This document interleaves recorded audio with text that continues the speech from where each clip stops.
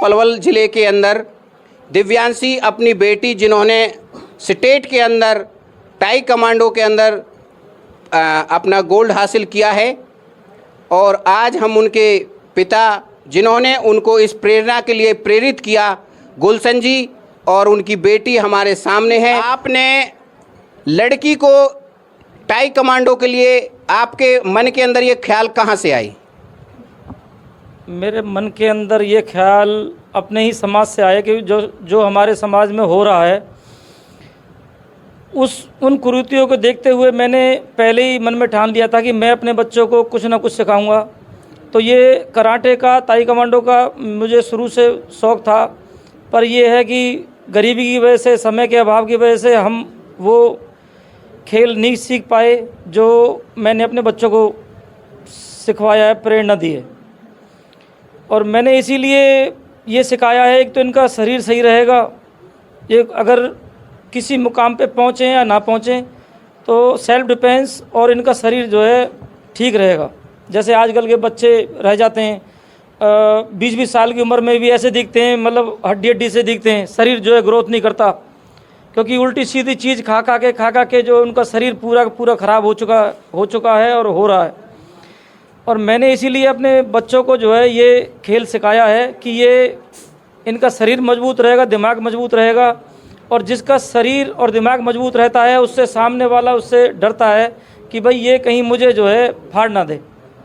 हम ये जान पा रहे हैं कि आपके घर में 2 बच्चे हैं, एक लड़का एक लड़की। क्या आपने दोनों बच्चों को इसी गेम में उतारा है? हाँ जी, दोनों बच्चों को इसी गेम में उतारा है। और उस लड़के की क्या पोजीशन है?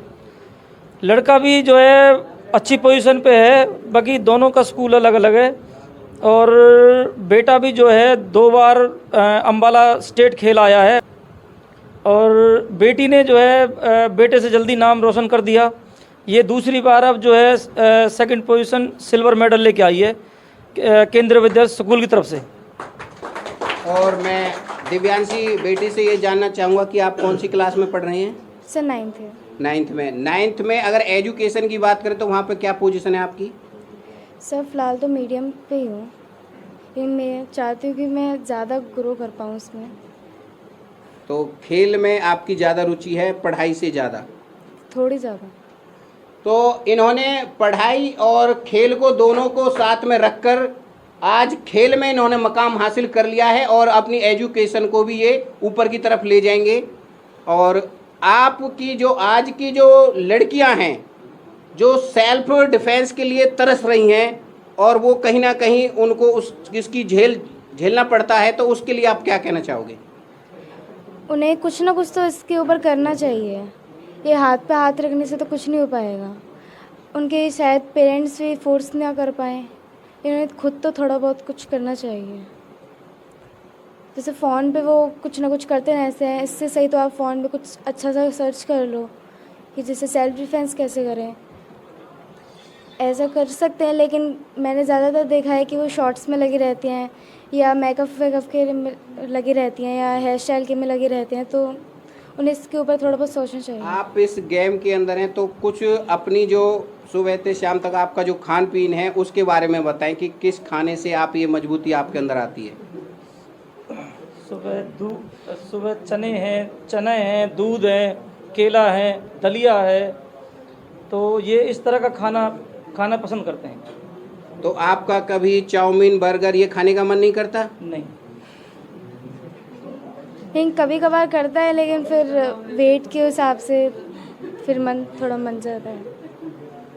तो मैं बेटी की भावनाएं समझ रहा हूं कि उन्होंने कितनी अच्छी बात की। मन तो करता है, मगर मन पे काबू करना भी हमारा ही ऊपर है, और हम अगर कामयाब होने चाहते हैं तो मोमोज और चाउमीन हमारे रास्ते की रुकावट नहीं बन सकती अगर हमें कामयाब होना है तो। आज हमने बेटी के भी भाव जाने, उनके पिताजी के भी भाव जाने, और एक बार हमारे बीच उनकी माताजी भी हैं, तो मैं अगर कुछ शब्द उनसे भी जान पाऊँ, क्योंकि अगर आज के डेट में अगर बच्चों को कामयाब करने के लिए माँ बाप का अगर साथ है तो बच्चा कुछ भी कर सकता है, और वो आने वाली जो हमारे समाज के अंदर जो परेशानियां हैं उनका हल उनके हाथ में है।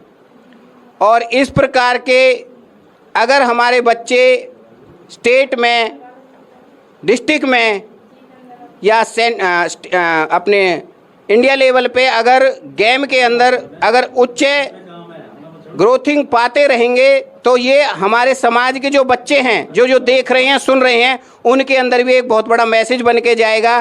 क्योंकि लड़कियों के अंदर सेल्फ डिफेंस सबसे पहले होना चाहिए, क्योंकि इनके अंदर जो हल्की सी बात के ऊपर आंसू निकल आना, घबराना और फिर उस घबराहट के अंदर अपनी बात को किसी से शेयर नहीं करना, तो आज से आपको अपने अंदर एक सेल्फ कॉन्फिडेंस पैदा करना है और आपको इस बच्चे की तरह मजबूत बनना है। तो इन्हीं बातों के साथ मैं अपनी वाणी को विराम देता हूँ। जागो और जगाओ से राम अवतार।